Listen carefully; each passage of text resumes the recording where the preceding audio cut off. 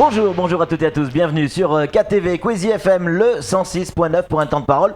Toujours en direct à la radio et à la télévision. Notre premier invité n'est autre que Ben Issa et on est content de le recevoir sur ce plateau. Ben Issa, bonjour. Bonjour. Alors on rappelle, vous êtes le président de la commission des finances au conseil départemental dans cette nouvelle majorité. Une mission un peu compliquée. On nous annonce 48 millions d'euros de déficit pour ce département. Il va y avoir a priori là vendredi le 10 je crois une séance plénière où les élus jeudi oui. Voilà, vont évoquer effectivement le plan de redressement. Justement, c'est ça qui nous intéresse, Ben Issa. C'est quoi ce plan de redressement? Comment on va s'en sortir? Oui, bonjour. Je voudrais dire, effectivement, nous avons découvert et nous l'avons annoncé que le Conseil général aujourd'hui est dans une situation déficitaire d'un peu plus de 45 millions.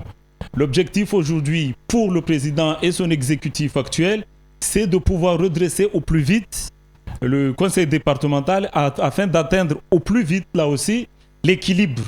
Et c'est un travail très ambitieux parce que le président souhaiterait que dès 2019, le conseil départemental éponge l'ensemble de ce déficit. C'est-à-dire 3 ans.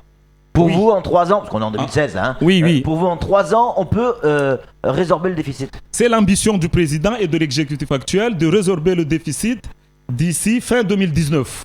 D'accord. Voilà, qui est, je le rappelle, aujourd'hui de 45 millions. Pour cela, nous avons 45 ou 48 45,6 en fonctionnement et 2,4 en investissement. Voilà, 48. Ok. Donc, on a bien compris, d'ici fin 2019, pour effectivement régler le problème. Maintenant, la question, c'est comment? Il va falloir fermer des robinets quelque part. On fermera des robinets, Patrick. Lesquels? Plusieurs. D'abord, je voudrais dire que c'est tout un travail qui va être mis ensemble. Il ne consistera pas simplement à fermer le robinet, comme vous le dites, mais d'abord à mettre en place une meilleure gouvernance aussi. De ce fait, nous allons créer 4 commissions internes au conseil départemental. Une commission qui va travailler que sur le chapitre 012, c'est-à-dire sur la masse salariale. Comment faire pour baisser notre masse salariale chez nous, qui est aujourd'hui importante. Je rappellerai aussi juste un autre objectif que nous avons fixé, c'est dès 2016 atteindre ce que nous appelons en comptabilité l'équilibre d'exercice. Oui. C'est-à-dire c'est de 2016 de ne pas creuser le déficit qui est d'équilibrer sur une année en fait déjà. Voilà, que sur l'année 2016 le budget soit équilibré. Plusieurs travaux. Donc d'abord la commission, une commission qui va travailler que ce que j'ai dit tout à l'heure sur la masse salariale. Nous, ce que nous souhaitons, et dès 2016, que malgré la passation de l'indexation à 30% l'année prochaine, malgré l'intégration de nouveaux agents, parce qu'il y a un plan d'intégration des agents qui nous amène jusqu'en 2017, malgré tout ça, nous ne plombons pas la masse salariale. C'est de rester stable sur 2015-2016. Donc, une commission va travailler que sur ça. Une autre commission qui ne va travailler que sur l'amélioration de nos recettes. De ce fait, il y aura des négociations qui seront menées avec l'État. Il y aura du travail qui sera fait sur les taxes à Mayotte. On aura une commission qui ne va travailler que sur les recettes. J'ai déjà parlé des recettes. Pardon. Une autre qui va travailler que sur la baisse de nos dépenses. Cette commission-là ne va travailler que sur ça. Le train de vie. Pas que sur le train de vie, c'est chapitre, parce que quand on parle de train de vie, en tout cas comptablement, on parle que le chapitre 011, mais nous parlons aussi du chapitre 65, les subventions, et sur l'ensemble des chapitres du Conseil général, comment on va baisser. Et malgré tout ça, nous souhaitons pouvoir tenir le CPER et les autres plans, les PPI que nous mettons en place. Donc une autre commission qui va travailler que sur l'investissement du Conseil départemental, parce que nous savons que nous devons continuer à lancer les chantiers Mayotte pour créer de l'emploi, créer de l'activité. Alors on est mitigé sur ce que vous venez de nous expliquer, Ben Issa. On est ravis effectivement de savoir que le conseil départemental et cette nouvelle majorité a décidé de prendre le taureau par les cornes et de régler les problèmes. Ça c'est plutôt positif. Après, on est inquiet quand on nous parle effectivement de réduction ou en partie de la masse salariale, en tout cas être vigilant sur cette première commission. Ça veut dire quoi en clair? Ça veut dire que la masse salariale va être diminuée, elle va diminuer. Ça veut dire qu'il y a des gens qui ne travailleront plus au conseil départemental, des contrats qui ne seront plus renouvelés. Ça veut dire que nous avons déjà des premières pistes. Ce n'est un secret pour personne. Vous savez qu'au conseil départemental, nous avons environ 70 agents qui ont plus de 60 ans. D'accord. Alors que nous savons aujourd'hui, parce que nous avons saisi la caisse de retraite des fonctionnaires sur l'âge de départ à la retraite. À partir de 60 ans, le conseil départemental n'est plus dans la légalité. D'accord. C'est un résultat que la caisse de retraite de fonctionnaires nous a transmis. L'âge de départ à la retraite au niveau des collectivités à Mayotte est de 55 ans. Sauf sur une demande que l'agent doit faire avant ses 54 ans et demi, qui demanderait d'aller jusqu'à 60 ans. Ouais. Et au-delà de 60 ans, même l'agent lui-même n'est pas gagnant parce que toutes les cotisations qu'il fera au-delà, parce que s'ils continuent à travailler ils serviront à rien. Donc ça veut dire que déjà une c'est première des chose. départs à la retraite qui ne seraient pas remplacés. D'accord, Dans un 70 premier personnes. temps.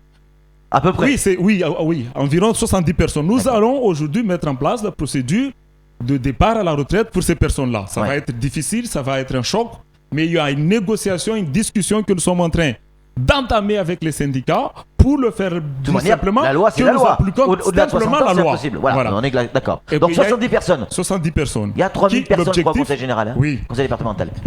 Je disais, attention, j'ai répété tout à l'heure que l'objectif pour nous, ce n'est pas de gonfler la masse salariale. Ce n'est pas forcément... On ne pourra pas dès 2016 baisser la masse salariale, mais rester sur le chiffre que nous avons aujourd'hui. C'est-à-dire qu'il tournerait aux alentours de la masse salariale 107 millions. Par an. Ouais. C'est resté malgré l'indexation 30%. Autre chose, il y a aussi un travail aujourd'hui qui est aussi entamé sur les régimes indemnitaires au conseil départemental, qui est aujourd'hui très disparate. Donc nous avons entamé ce travail-là. Il existe des agents qui, leurs subordonnés, sont mieux indemnisés, je parle bien du régime indemnitaire, que eux-mêmes. Vous comprenez? Donc, il y a déjà un travail là-dessus. D'autres pistes sont à explorer sur la masse salariale. D'ailleurs, aujourd'hui, comme je dis, on va mettre en place cette commission-là pour travailler sur la masse salariale et comment nous allons améliorer. Il y a un audit aussi interne qui a été demandé par le président que sur la masse salariale pour connaître aussi tous les problèmes qu'il peut y avoir. Peut-être qu'il y aura des pistes qui vont se dégager. Alors, parmi les commissions, il y a celle consacrée aux recettes. Et celle-là, elle est importante. Évidemment, la masse salariale, elle ne pourra pas diminuer comme ça, un simple claquement de doigts du jour au lendemain, même si effectivement, il y a certains départs à la retraite qui ne seront pas remplacés, 70 personnes, c'est beaucoup pour ces gens-là. C'est pas énorme au vu de la masse salariale. Ça veut dire qu'il va falloir chercher des recettes. Vous parliez tout à l'heure, les recettes, on est bien d'accord, c'est l'argent que le conseil général va rentrer. Oui. Ce que rentre le conseil général, il y a les dotations, mais il y a également l'octroi de mer, les taxes. Est-ce que ça veut dire qu'on va avoir des taxes qui vont augmenter? On y réfléchit. Aucune décision n'a été prise à ce niveau-là, mais effectivement, on y réfléchit sur les taxes d'aménagement, sur peut-être des taxes sur les véhicules. On a toute une série de réflexions que nous sommes en train de mener pour voir effectivement comment faire rentrer de nouvelles recettes. Mais il y a aussi, vous n'en avez pas parlé, une négociation que nous devons mener avec l'État. C'est à ce niveau-là. Notamment sur le fait qu'aujourd'hui, je parle bien au niveau conseil départemental, parce que quand je le dis, on a tendance à mélanger avec le DGF des mairies. Nous sommes aujourd'hui à 138 € à Mayotte, quand les autres départements, nous sont à 366. Vous êtes aussi sans savoir que nous voulions aussi entamer une négociation sur l'octroi de mer, mais que le député a déjà déposé un amendement là-dessus qui nous bloquait à 24 millions, alors que nous avions entamé des négociations pour demander à ce que la proportion soit fixée de 40, 30, 40, 60, 40 pour le département et 60 pour les communes. Avec cet amendement du député, on ne sait pas trop où on va, mais on va quand même continuer dans ce sens-là, essayer de travailler pour, encore une fois, négocier. Vous savez que cette année, nous, on parle d'à peu près 89 millions d'octroi de mer. Si on avait obtenu les 40%, ça nous aurait fait déjà augmenter de 10,5 millions d'euros nos recettes. Bon. Le député a fait l'amendement. On serait arrivé à 100 millions quasiment. Voilà. Ouais. Et on parle de l'année prochaine d'une progression, surtout avec la mise en place des fonds européens, le lancement de nouveaux chantiers.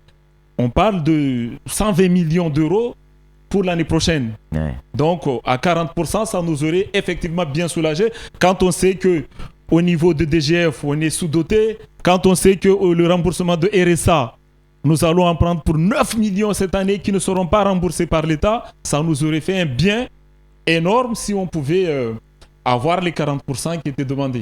Mais nous ne baissons pas les bras à ce niveau-là. Samuel Bocher, le rédacteur en chef de France Mayotte Matin, a une question à vous poser, Benissa. 48 millions d'euros de déficit à résorber en 3 ans, voire 4 ans, 2019. Est-ce que c'est pas un rythme un peu de sénateur alors que Mayotte a besoin justement d'aller très vite? Je rappelle que Daniel Zaidani est parti de 92 millions d'euros de déficit. Vous étiez dans son équipe et vous avez réussi l'exploit, commis l'exploit de réduire l'ensemble en 2 ans. 3-4 ans, ça fait pas un petit peu long alors qu'on a vraiment de vrais enjeux européens? Je voudrais dire, ce n'est pas le plan que nous avons mis en place, je crois qu'il est raisonnable parce que à l'inverse, à l'instar de Zaidani, c'est que lui, il avait des recettes dynamiques. Il savait à peu près, il pouvait faire une projection. Et des recettes exceptionnelles aussi. Exactement. C'est que à l'époque, je vous dis une chose, si nous avions eu la possibilité d'intervenir nous-mêmes sur l'octroi de mer, on aurait fait ça peut-être en 2 ans. Mais aujourd'hui, nos recettes étant quasiment bloquées et que seules les négociations que nous mènerons avec l'État pourront nous ressortir rapidement de cette impasse, nous ne pouvons pas aujourd'hui dire qu'on peut résorber ça sur 2 ans. Moi, je prends un autre exemple. Quand on parle aujourd'hui de 40 millions, n'oublions pas qu'il y a 16 millions de remboursement de taxes sur les sociétés qu'on nous demande. Si l'État ne fait l'effort, ne serait-ce que sur ces 16 millions-là, c'est 16 millions que nous économiserons, c'est 16 millions de moins sur les déficits. Donc, il y a aussi des négociations là-dessus avec l'État. Sur ce point-là précis, nous sommes très optimistes qu'on sera entendu par les services de l'État. Baisse des dépenses, c'est la 4e commission. Oui. Baisse des dépenses ou maîtrise des dépenses. Ça veut dire quoi? Où est-ce qu'on va faire attention? Est-ce que c'est l'investissement qui va être touché, le développement économique? Parce qu'il faut trouver de l'argent quelque part. Est-ce que c'est, Samuel en parlait tout à l'heure, le train de vie du conseil départemental? Comment vous allez baisser les dépenses, les postes principaux? On va baisser les dépenses surtout sur le train de vie, comme on a dit tout à l'heure. Et aussi sur le chapitre 65 qui sont les subventions. On fera forcément et obligatoirement moins de subventions. On sait que c'est compliqué, moins de subventions au niveau des associations, moins de subventions au niveau sportif, culturel, mais moins de subventions. Par contre, je voulais dire que les subventions du développement économique, ça c'est sur l'investissement. Donc moi, pour l'instant, on travaille beaucoup plus sur... on fera quand même d'appui. Et le président l'a très bien dit, nous allons recentrer nos missions sur les responsabilités du département. C'est du social et le développement économique. C'est vraiment recentrer nos missions sur ces 2 points-là et essayer de moins nous éparpiller. Quand on parle du train de vie, c'est tout. On va essayer, commencer par les déplacements des élus. C'est peut-être 1 ou 2 élus au maximum sur une mission. On n'ira pas aller au-delà. C'est moins de missions que les missions essentielles et importantes à faire. C'est le train de vie général. Sur toutes les lignes, tous les chapitres. Faire des économies surtout, y compris sur une simple ramette de papier. Exactement. Oui. On va essayer d'économiser ligne par ligne sur l'ensemble de nos dépenses. Voilà. C'est la seule solution aujourd'hui parce qu'il faut sauver la structure. Et voilà. Sam. Oui, des économies. Il y a des postes très contraints, je pense notamment au SDIS, le service départemental d'incendie et de secours, où là ils ont besoin d'argent, vous ne pouvez pas raboter sur le sujet. Les pompiers. Et il y a aussi le STM, ça va être compliqué de gratter là-dessus. Oui, nous avons des dépenses que nous qualifions pratiquement d'obligatoires. On sait qu'on ne peut pas énormément faire d'efforts sur les bourses.